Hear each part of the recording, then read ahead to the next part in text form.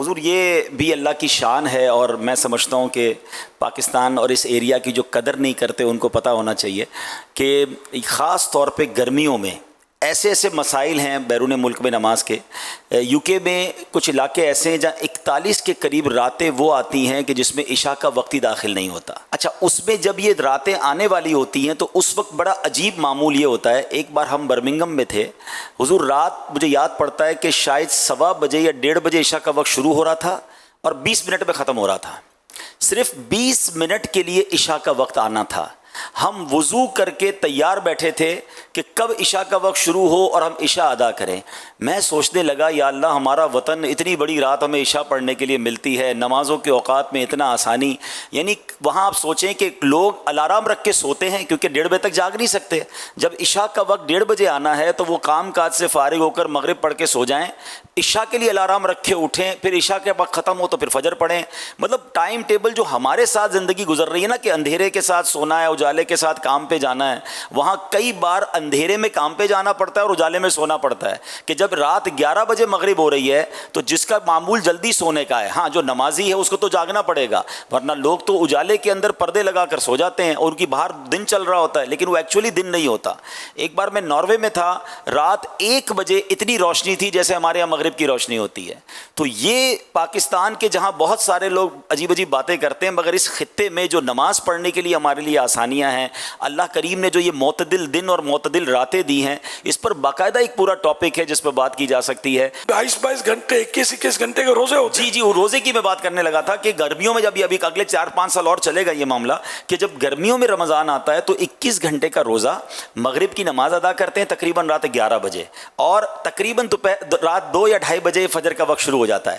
اب مغرب بعض مسجدوں میں اہتمام ہوتا ہے کہ آپ کو افطار بھی کروایا جائے گا، آپ افطار سے فارغ ہوں گے تو عشاء کھڑی ہو جائے گی، تراویح پڑھیں گے تو سحری کریں گے، آپ سحری ختم ہوگی تو فجر ہو جائے گی، یعنی وہ جو 3 گھنٹے کھانے پینے کے ملیں گے اس میں 3 نمازیں بھی پڑھنی ہے، مغرب بھی پڑھنی ہے، عشاء بھی پڑھنی ہے، تراویح بھی پڑھنی ہے اور اس کے بعد فجر پڑھ کے گھر جانا ہے۔ تو کئی لوگ افطار سے لے کے فجر تک مسجد میں ہی وقت گزارتے ہیں کہ جن کو ماشاءاللہ نماز پڑھنی ہے، تراویح بھی چاہیے۔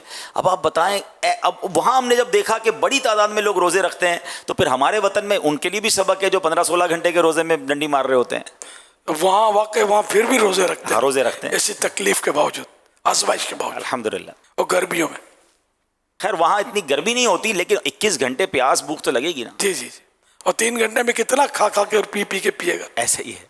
اللہ اکبر، اللہ اکبر، اللہ اکبر۔ نہیں واقعی ہمارا ملک جو ہے نا وہ ان نعمتوں سے مطلب یعنی کہ مزین ہے کہ ایسی تو کئی نعمتیں ہیں ہمارے ملک میں جو کئی ممالک میں نہیں ہیں۔ حضور میں اس وقت ساؤتھ افریقہ میں تھا، وہاں اس وقت برف باری ہو رہی ہے۔